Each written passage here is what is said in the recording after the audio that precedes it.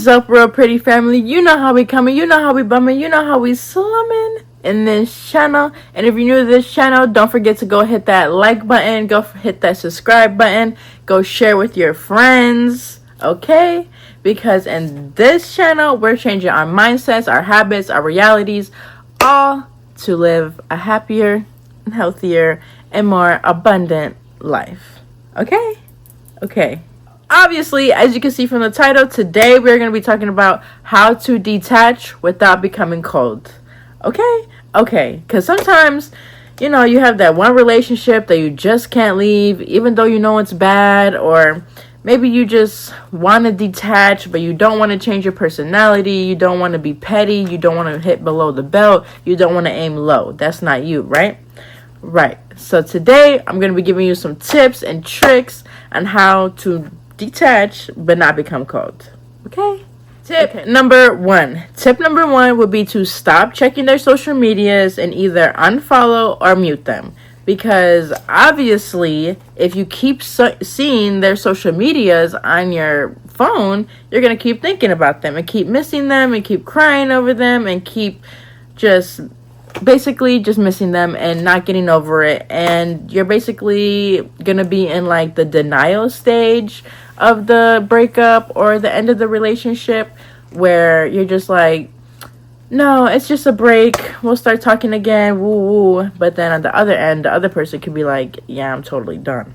Right? The tip about not following people's social medias, it gives a response. It shows that you're being consistent with yourself. They're either standing on your boundaries, standing on what you said, standing on business.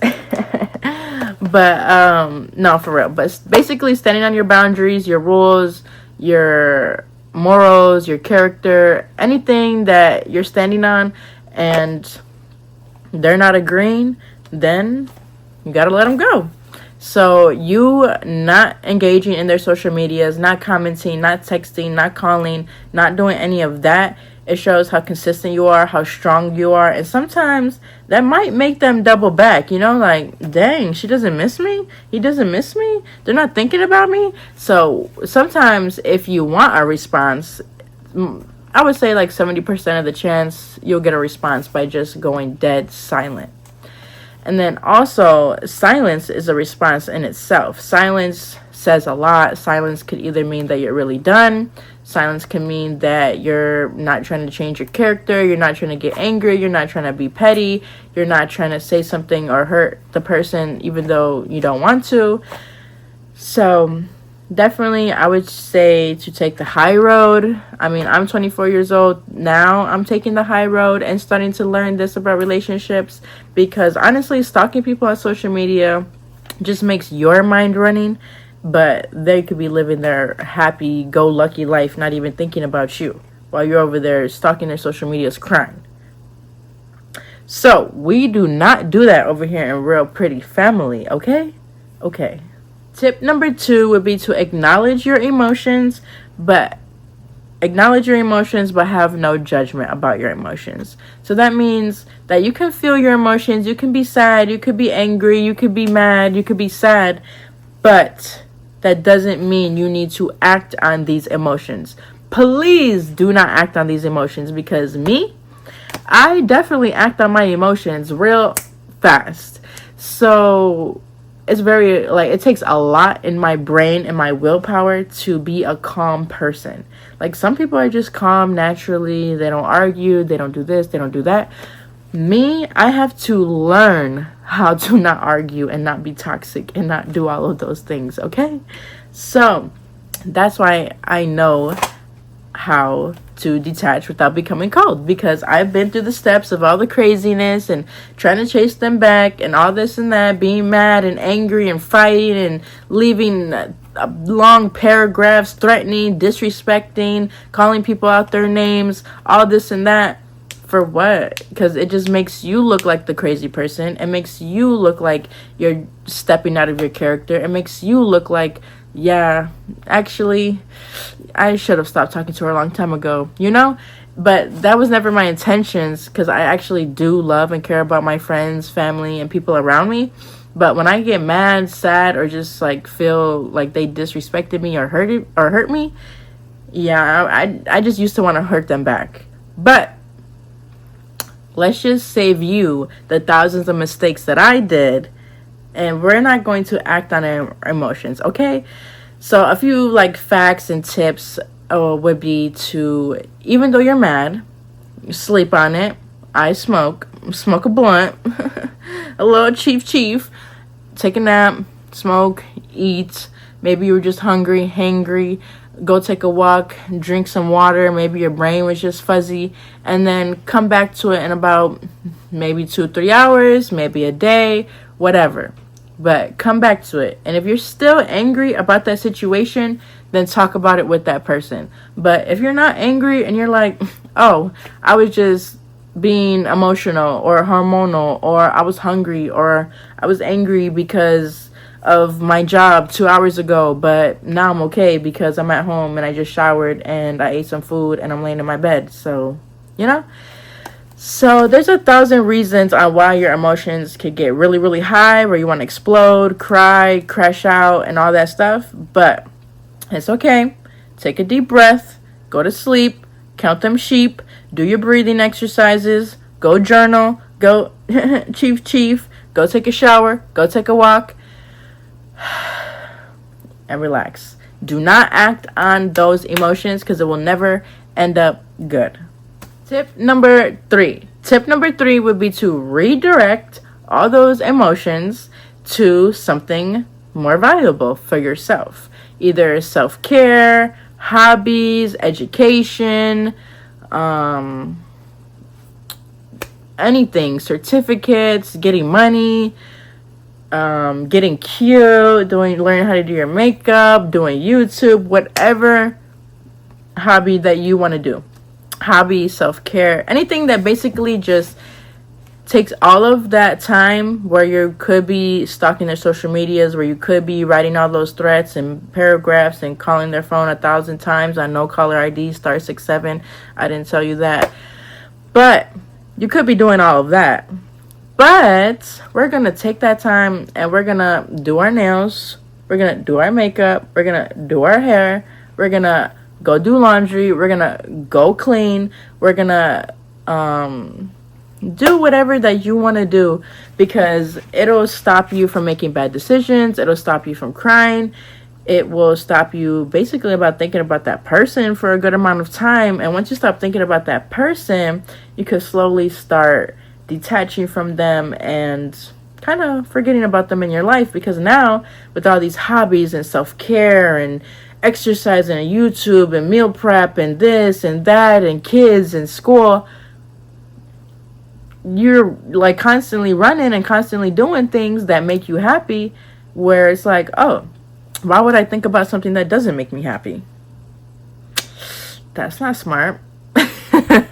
Also, a part of this tip is that we don't want to repress our emotions. We want to redirect our emotions. Okay, you see what I did there? Psych major. But no, for real, we don't want to repress our emotions, because repressing our emotions would just cause more therapy sessions, more trauma, more triggers, and just more unhealthy lifestyles. So we don't want to repress our emotions. We want to acknowledge them, like feel them. You could cry it out, you could do whatever you want, but just don't act on it. Also, another fact that I read about is that for some reason, men find women more attractive if they have a hobby. I don't know why. I don't know what it is, but for some reason, men just like women being feminine, women putting their time into themselves, time into the creativity, doing something that makes, like basically nurturing something like painting, or even making a clay project, or gardening, or cooking. It's like all of that stuff, we're nurturing those things to make a product. So I get it. So I'm just saying, not if like you want them to come back or anything, but just a tip that men do find women attractive if we have hobbies. Okay. Tip number 4 would be to stop seeking closure from them.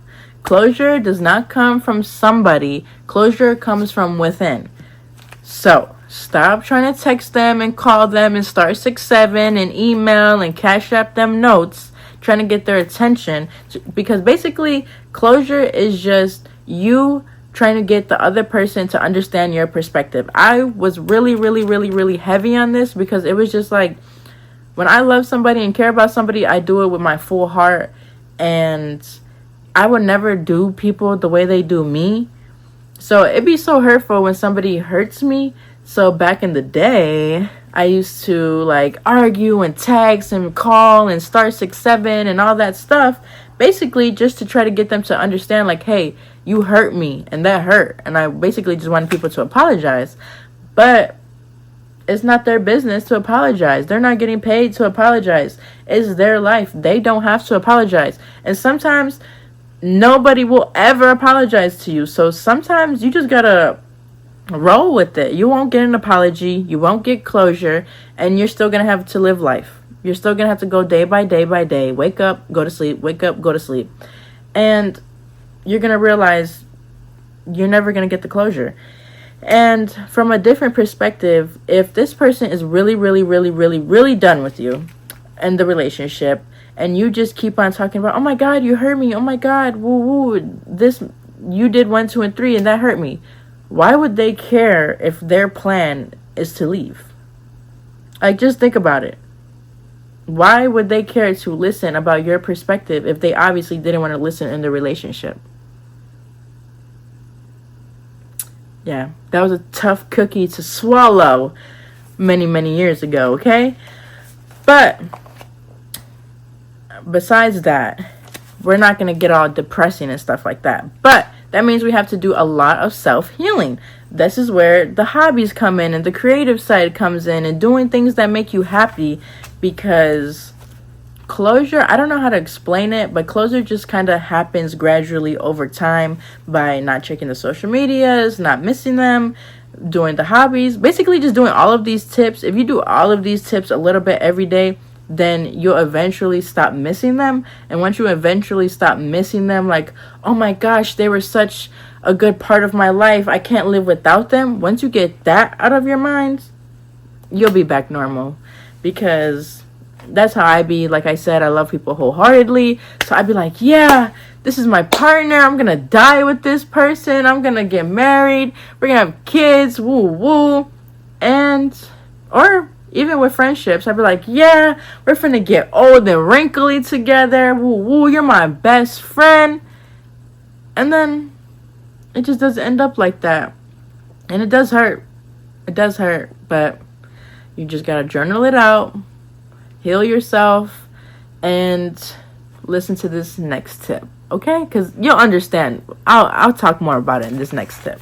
Basically, with closure, we just are going to have to heal ourselves and do the journaling and the self-work and just heal ourselves over time, because once we get over the phase of missing that person and thinking about that person every day, and once the memories start to slowly fade and you listen to all these steps, then that's when you can start growing and closure basically starts coming in. I don't know how to describe it over time, because one day you're just, I miss him, crying every day, and then it just switches, like, and then you're just like, oh, I forgot that I was crying for 2 weeks in a row about that relationship.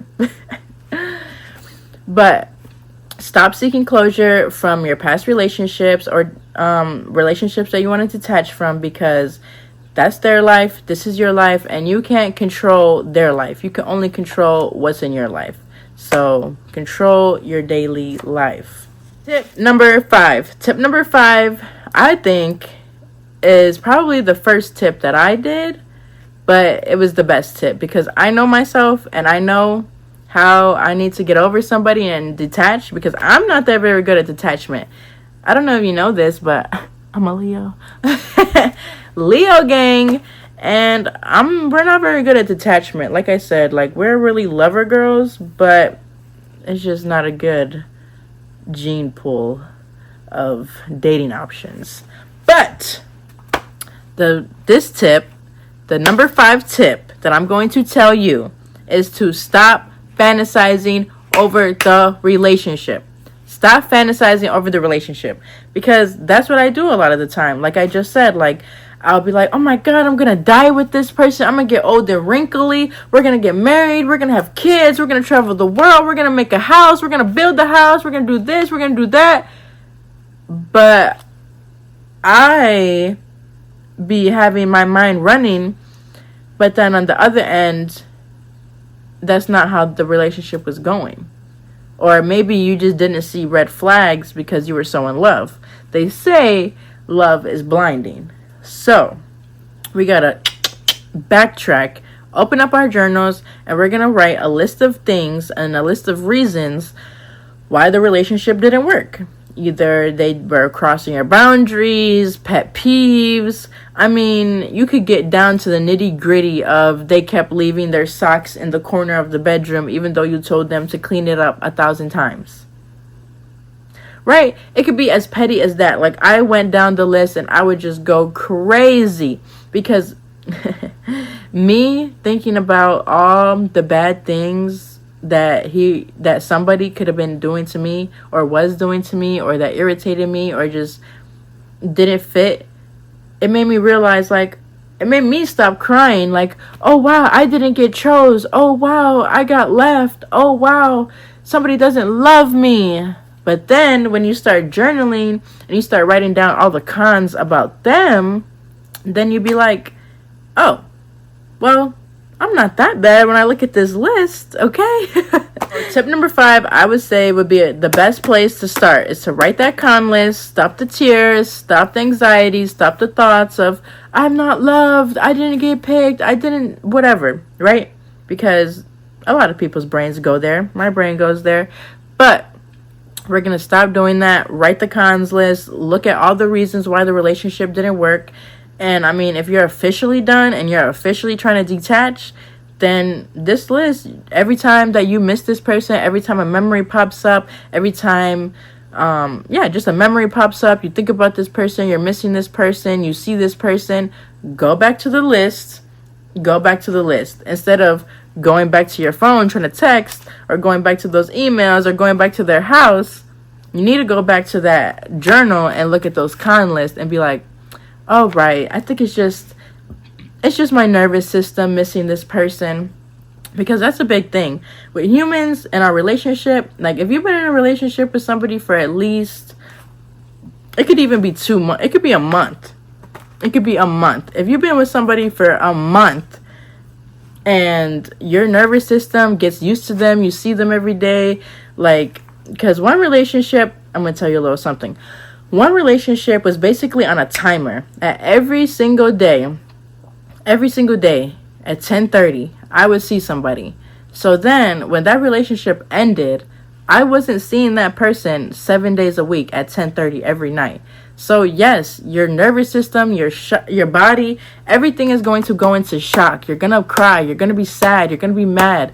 You're going to miss them. You're going to want to crave that person again. But when you look at the con list, it makes you think about, was I craving this person? Or was I just craving the attention and the warmth and the love and the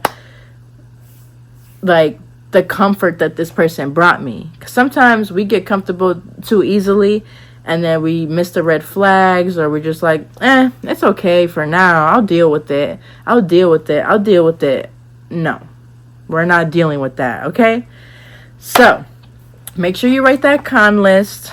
Make sure you realize that your nervous system could get attached to somebody and we need to slowly detach.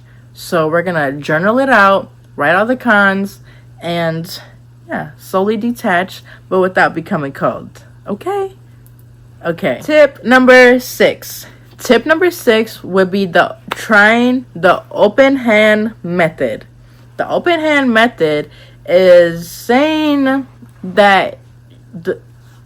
like a relationship can end, but that doesn't mean you have to block and cut them off and threaten them and ruin the relationship, right? Like, we can still network and still have a friend and still have a companion and still have somebody in this world to be like, hey, what's up, you know? So the open hand method is basically living life with the open hand, not putting a label on things. Like, oh, if you know somebody's your boyfriend, then they have to do boyfriend things.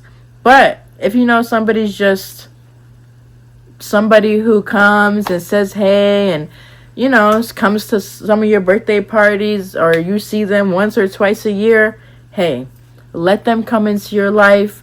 Let them be your friend or acquaintance. Because sometimes I have a type of loyalty with relationships and friendships. Like, I take my relationships and friendships very seriously. So I personally wouldn't say friend either, but acquaintances, you know. Instead of forcing a relationship or a connection with somebody, you just live openly and allow them to exist in your life. But them coming and going, or not showing up for you, or not texting you, or not calling you whenever you want them to, doesn't affect you. And this is a really good tip that I have been trying to learn right now, because I'm really big on loyalty. So it was like, back in the past, if you did me dirty or if you did me wrong, even family members, I still don't talk to this day. To this day! Okay? So, back in the day, if you did me wrong, if you did me dirty, if you disrespected me, if you hurt my feelings, if you broke my heart, anything like that, you're cut. Like, you're cut the fuck off. Like, you're out of here. So I had to learn that sometimes not every situation needs that. You know, like, I don't regret it cutting those people off. I definitely don't regret it. But you know, I just don't want to go through life like that anymore. Like, having relationships and ending, whether friendships or whatever. Like, I want to have connections and people and community and stuff like that. So I would say try the open hand method. Maybe this will help you detach slowly from them, because you'll get to see them every once in a while. But then once you realize that you're not waiting on them, or you're not missing them, then you're like, oh, it's okay. I'm detached. We could be cool. We could be friends. We could be cordial. You could come over now. Like, you know, you're not all angry and sad and upset. You're just being open with your life. Whatever comes, whatever goes, that's what it is. It is what it is, right? Oh my goodness. Tip number 7 is definitely the best tip. The best tip that I had to learn, like, just 6 months ago. Not even kidding. So, tip number 7. Yes, tip number 7 would be to separate yourselves. Now that the relationship is over, because a lot of, especially women like to combine ourselves in the relationship, like we are one. And there's tons of research where women lose themselves when having a baby, when getting married, when anything with love and family, because we're so nurturing that we want to make our product survive and do well and be healthy and all that stuff, whether it's a marriage, a baby, a house, anything like that, right? But now that the relationship is over and we're trying to detach, you need to realize, which I just recently realized, is that other people's emotions and actions aren't your responsibilities. It's not your life. So you don't need to manage it. If they don't like you, they don't like you. There's nothing you can do about it. You can't convince them otherwise. You can't force them otherwise. You can't manage them otherwise. If they're just not doing something, then that's just that. Because I used to get really, really mad, like really, really, really, really, really mad about other people's lives. Like, say my best friend had a toxic boyfriend. My best friend had a toxic boyfriend. Multiple toxic boyfriends. Well, let's say my ex-best friend, because she's not here.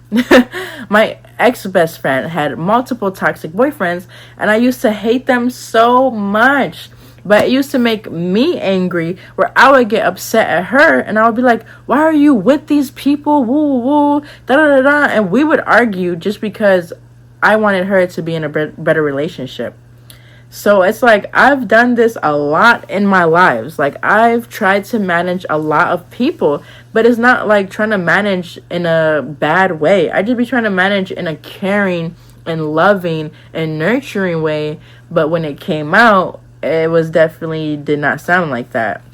So I definitely had to learn, hey, their life, their living situations, their family, whatever the case may be, you can't, if they don't want to change it, and if they didn't want to accommodate to you, then hey, F it. There's nothing you can do about it, because I had a lot of problems with that.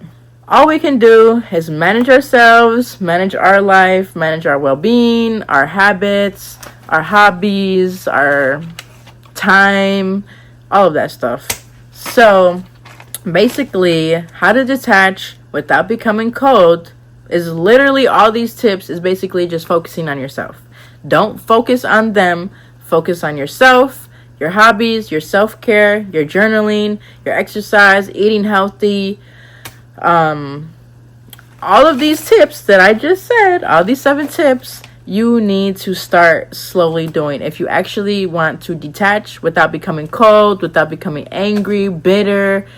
Because, you know, you never want to be the bitter person. You always want to take the high ground. But sometimes it's hard taking the high ground. Like, you just want to blow up somebody's car and put baloney on their stuff, or put, what is that, sugar in their tanks. Like, man, my brain be going crazy with all the crash out ideas I be wanting to do. But we're being healthy, great, better, moral people. Ain't that right, Real Pretty Family? Right? Okay. So, thank you for watching this video. Don't forget, put a thumbs up and hit that subscribe button. Go share these videos with your friends, your girlies, your family, your mom, your dad, your sister. I don't even care if you share it to a random account, as long as it gets somewhere, right? Because these are some really good tips, honestly. Because I've honestly took all these tips and they've changed how I've been managing relationships. And I'm happy with myself right now, because I was so tired of crashing out. So thank you for watching my video. Go ahead and comment down below one of the tips that you've heard of, or one of the tips that you plan on doing next. And don't forget, like, share, subscribe. I love you.